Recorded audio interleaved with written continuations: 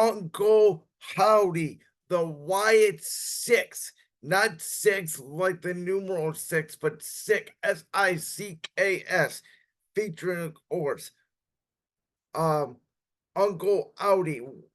We have Rambling Rabbit. We have Mercy the Buzzard and all of his friends from the Wyatt Family Funhouses. This is, of course, a tribute to Bray Wyatt. We heard about this group coming for weeks. We saw the QR codes on the screen.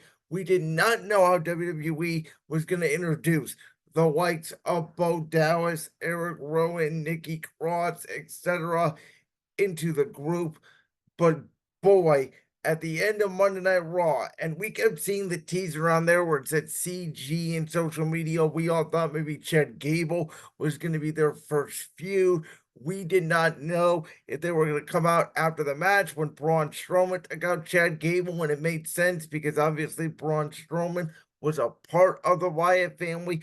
But it did occur at the end of the night after Jey Uso won the triple threat match between Finn Balor and Rey Mysterio to qualify for Money in the Bank.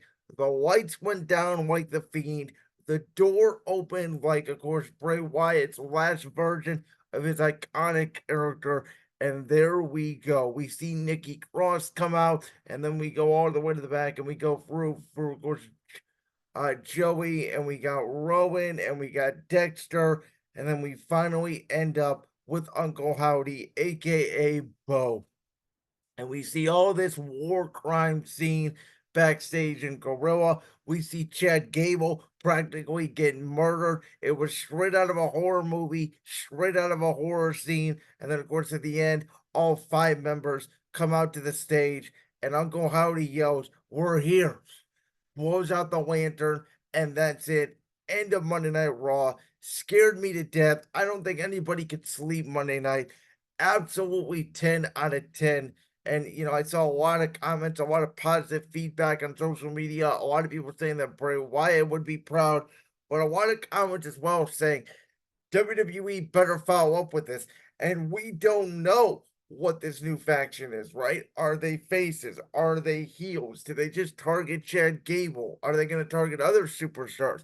And why Chad Gable? Are they going to try to heal people? Now, some people pointed out that Uncle Howdy was wearing the hurt gloves the Fiend would wear, which, pretty much tells you they're probably going to hurt people and not heal people, but we don't know that for sure. Um, but yeah, this was out of this world. I mean, watching Monday Night Raw between Drew McIntyre quitting, between Seth Rollins returning and getting Damian Priest their Money in the Bank, between the old Liv Morgan, Dominic Mysterio storyline, with this Uncle Howdy thing rearing over our heads. Monday Night Raw was truly, it felt like a movie.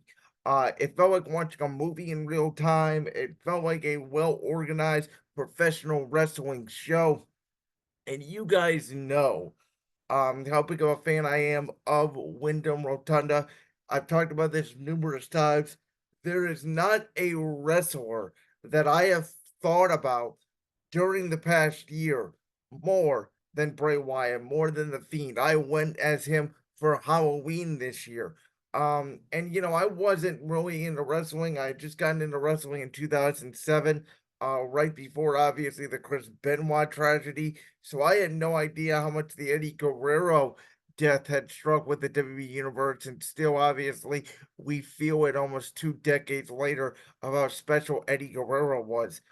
I really feel like, the Bray Wyatt passing is almost like that in the wrestling world. It's a Kobe Bryant s passing where you just stopped still and you know where you were when you heard the news. I was in my basement watching a Eagles Colts preseason game last year when I heard the news, and you just stand still and you don't want to do anything for the rest of the night, and it just feels like nothing matters. Um, because that's how special Bray Wyatt was, and we were all excited for this last run that he was going to have under a Triple H administration and not under a Vince McMahon administration. You know that Bray wanted this version of the character to be himself. That documentary that WWE did on Peacock of him becoming immortal, which was narrated by, of course, The Undertaker, who had such a special relationship with Wyndham. And that was moving. That was one of the most emotional documentaries I have ever watched, sports, non-sports. Um, just absolutely incredible the impact that Bray Wyatt had. And I think that this tribute faction and the buzz around it and the hype around it and the debut around it tell you how much the fans still care and still support and still want to see Wyndham Rotunda. And even in what I would call the reality based era in WWE, where storylines are pretty much based off reality. And as I said, it feels like you're watching a movie in real time. There is still this aspect to it's a television show, and there's still there's always been some supernatural moments in WWE, whether it's The Undertaker for 3 decades, whether it's with Bray Wyatt, and fans just eat this stuff up.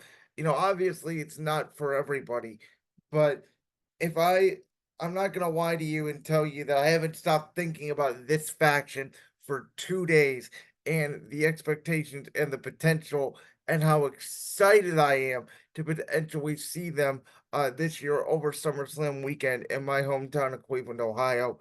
I cannot wait to see where this goes, and the fact that this is leading off a show today on Brandon's World to me tells you how big this is. Like that clip from the Brandon's World podcast? If so, make sure you go down there and hit that subscribe button. While you're down there hitting the subscribe button, make sure to also hit the notification bell so you never miss another upload. And make sure you check out all the other clips from the Brandon's World podcast right here on YouTube.